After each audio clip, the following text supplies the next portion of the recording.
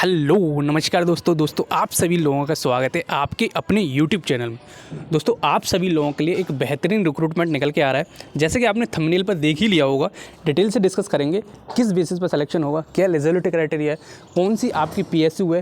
देखो पहले मैं आपको बता देता हूँ कौन सी की तरफ से आउट हुआ है। SJVN सतलज जल विद्युत निगम लिमिटेड की तरफ से नया रिक्रूटमेंट है आप सभी लोगों के लिए। एक मिनी रत्ना पीएसयू है। किस बेसिस पर सिलेक्शन होगा, क्या एलिजिबिलिटी क्राइटेरिया है। देखो पहली बार विदाउट गेट वैकेंसीज निकाली है इन्होंने। मोस्ट ऑफ द टाइम ये आपका गेट के थ्रू वैकेंसीज कंप्लीट करती हैं, ठीक है।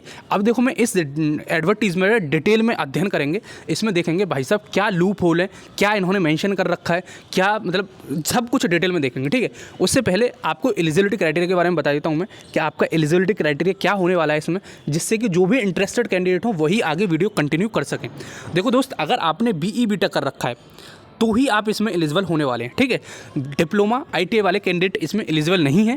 फ्रेशर कैंडिडेट हो एलिजिबल हो, कोई टेंशन वाली बात नहीं, कोई दिक्कत वाली बात नहीं है, ठीक है। और रिटन टेस्ट के बेसिस पे आपका होने वाला है ये एग्जाम। रिटन टेस्ट और इंटरव्यू के बेसिस पे आपका सिलेक्शन होगा, ठीक है। चलो और भी बात आगे बताता हूँ मैं आपको। उससे पहले दोस्त इसमें सब कुछ मेंशन कर रखा है, इतनी अच्छी बात है। अब देखो पहले ब्रांच भी बता देता हूँ। अगर आपने electrical, mechanical, civil, electronics, electrical and electronics करके ब्रांच मेंशन है उसमें कर रखी है तो आप इसमें एलिजिबल हो जाते हो, ठीक है। इतनी सारी ब्रांचेस हैं और आगे बताता हूँ मैं और क्या होने वाला है। देखो इतना सब कुछ अच्छा बेहतरीन दे रखा है, लेकिन दोस्त ये आपका कॉन्ट्रैक्ट बेसिस पर दे रखी है इन्होंने। ये बार कॉन्ट्रैक्ट बेसिस पर निकाल दी क्योंकि गेट के विदाउट वैकेंसीज निकाली हैं, लेकिन सैलरी 60,000 से आसपास ही आपकी होने वाली है। सब कुछ बहुत बढ़िया है, लेकिन बस इन्होंने ये कॉन्ट्रैक्ट बेसिस लिख दिया उसमें। देखो यहाँ दिखा भी देता हूँ मैं आपको। देखो चलो मैं डिटेल में डिस्कस ही करता हूँ। सिविल में 25 वैकेंसीज हैं, फील्ड इंजीनियर की वैकेंसीज हैं। मैकेनिकल में 15 वैकेंसीज हैं, इलेक्ट्रिकल में 25, एनवायरमेंट इंजीनियरिंग में 3 साल की 3 वैकेंसीज हैं, और फिर आपकी टोटल मिला के 70 वैकेंसीज हैं, ठीक है। और देखो मैक्सिमम एज लिमिट आपकी 30 साल की है, ठीक है। Maximum age limit unreserved EWS में आपकी 30 साल है तो आप एलिजिबल हो जाते हो। OBC के लिए 3 साल का रिलैक्सेशन देखने को मिल जाएगा। SC ST कैंडिडेट को 5 साल का रिलैक्सेशन देखने को मिल जाएगा, ठीक है। और फुल टाइम BTech की डिग्री चाहिए। सिविल में तो सिविल की चाहिए, मैकेनिकल में तो मैकेनिकल की, इलेक्ट्रिकल में तो इलेक्ट्रिकल की, और इलेक्ट्रिकल एंड इलेक्ट्रॉनिक्स चल जाएगी, ठीक है। और देखो यहाँ क्लियरली मेंशन कर रखा है भाई साहब ये फिक्स्ड टेन्यूर की बेसिस की जॉब है, कॉन्ट्रैक्ट बेसिस की जॉब है, कोई परमानेंट जॉब नहीं है, ठीक है। और 100%। और देखो ये कुछ इलाके मेंशन कर रखे हैं, अगर इस जगह पे आपकी जॉब लगाते हैं ये तो कुछ आपको रिन्यूमरेशन एक्स्ट्रा भी दिया जाएगा, ठीक है, ये आप देख लेना। और फिर other benefit including increment of 5%, 4%, 3% वो आपका वेरी करता रहेगा, ठीक है। और 30 दिन की लीव आपको दी जाएगी। TADA भी मेंशन है। मेडिकल फैसिलिटीज़ होगी फर्स्ट साल, पहली साल आपको और आपकी फैमिली जो भी डिपेंडेंट होंगे, स्पाउस और 2 डिपेंडेंट चिल्ड्रन और 2 माता पिता आपके, ठीक है, तो ये हो जाएगा। और 10 लाख का आपका इंश्योरेंस कवर दे रखा है, वो सब कुछ मेंशन कर रखा है। अब कैटेगरी वाइज मेंशन कर लेते हैं कि कितनी कितनी वैकेंसीज हैं आपकी। देखो टोटल देख लो आप, सिविल में आपकी ये कैटेगरी है, मैकेनिकल में ये है, टोटल मिला के 80 वैकेंसीज हैं आपकी, जैसे मैं पहले भी बता चुका हूँ। अब देखो यहाँ पे आओगे नीचे तो यहाँ पे इन्होंने मेंशन कर रखा है किस बेसिस पे आपका सिलेक्शन होने वाला है। अब देखो अगर आप EWS में डालते हो तो इसी करंट ईयर का आपका EWS का सर्टिफिकेट लगेगा। ऐसा नहीं है कि पिछली साल का लग जाएगा, इसी फाइनेंशियल ईयर का लगने वाला है, ठीक है दोस्त। और OBC का भी 1 साल के बाद में आपका नहीं लगने वाला है। और देखो selection procedure most important part of this video और दिस एंटायर रिक्रूटमेंट प्रोसेस, ठीक है। तो यहाँ पे बात करेंगे सिलेक्शन प्रोसीजर आपका CBT के बेस पे होने वाला है, यानी कि रिटन टेस्ट के बेसिस पे आपका सिलेक्शन लिया जाएगा। 70% आपके जो मार्क्स होंगे, 75% वो आपके रिटन टेस्ट के बेसिस पे होंगे। तो इनडायरेक्ट वे में क्या होगा, आपका रिटन टेस्ट के बेसिस पे ही सारा सिलेक्शन डिसाइड हो जाएगा। लेकिन रिमेनिंग जो एल्स आपका 25% बच गया वो आपका डिपेंडेंट होगा। ग्रुप डिस्कशन में 10% वेटेज है, 15% वेटेज आपका PI का है, यानी कि पर्सनल इंटरव्यू का।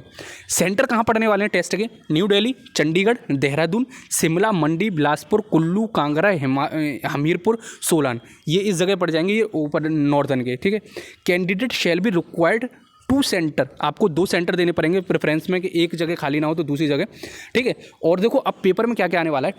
2 पार्ट होंगे पेपर में, जिसमें पहले पार्ट में आपके 120 MCQ टेक्निकल की डोमिनेटेड होंगे, जो भी आपने मैकेनिकल सिविल जो भी ले रखा है उसमें। दूसरा पार्ट होगा उसमें 30 क्वेश्चन होंगे आपके, यानी कि टोटल 150 क्वेश्चन होंगे पेपर में।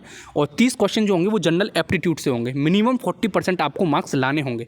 इसमें नेगेटिव मार्किंग भी होगी 1/4, यहाँ मेंशन नहीं कर रखी, लेकिन नेगेटिव मार्किंग भी होगी 1/4, ठीक है।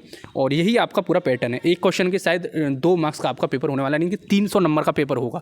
ये पूरा एलिजिबिलिटी क्राइटेरिया आपका, और एज वगैरह मैंने सब कुछ बता ही दिया आपको, और सिलेक्शन प्रोसीजर भी सब कुछ बता दिया है। देखो यहाँ पे एक चीज़ और मेंशन कर रखी है, अगर आपका रिटन टेस्ट में सिलेक्शन होता है तो you need not to worry about कहाँ पे आपको जाना है, कैसे इंटरव्यू में आपको जाना है, कैसे आपको कन्विंस करना है, कुछ नहीं करना।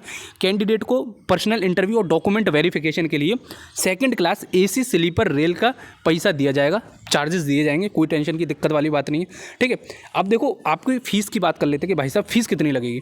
जनरल, EWS और OBC कैंडिडेट, इन तीनों अमीर लोग आदमियों को 600 रुपये पे करने पड़ेंगे, और GST 18% अलग से देना पड़ेगा। टू बी एग्जैक्ट बात करोगे तो 750 के आसपास आपको पैसे देने पड़ेंगे। SC ST PWD भाई साहब आप सभी लोगों के लिए बढ़िया है, आपको कोई पैसा पे नहीं करना, तो आप जितने भी हो सब फिल करना, ठीक है। तो ये हो जाता है आपका एप्लीकेशन फ़ीस, आपको कुछ नहीं देनी पड़ती, are exempted from the fees.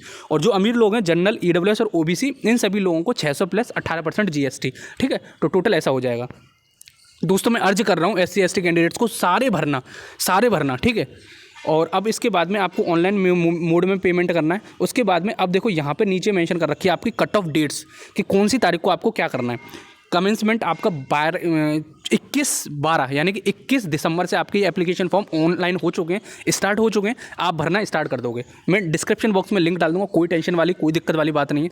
Closing date आपकी है ये 10 जनवरी से पहले ज़रूर भर देना। Make sure that you have to fill the form before 10 January, ठीक है। तो इससे पहले ज़रूर भर देना, और कोई भी प्रीवियस ईयर कैसी भी रिक्वायरमेंट हो आप मेरे को कमेंट बॉक्स में बता देना, मैं आपको प्रोवाइड कर दूंगा कि कैसे इसके SJB यानी कि डिप्लोमा लेवल के पेपर आते हैं।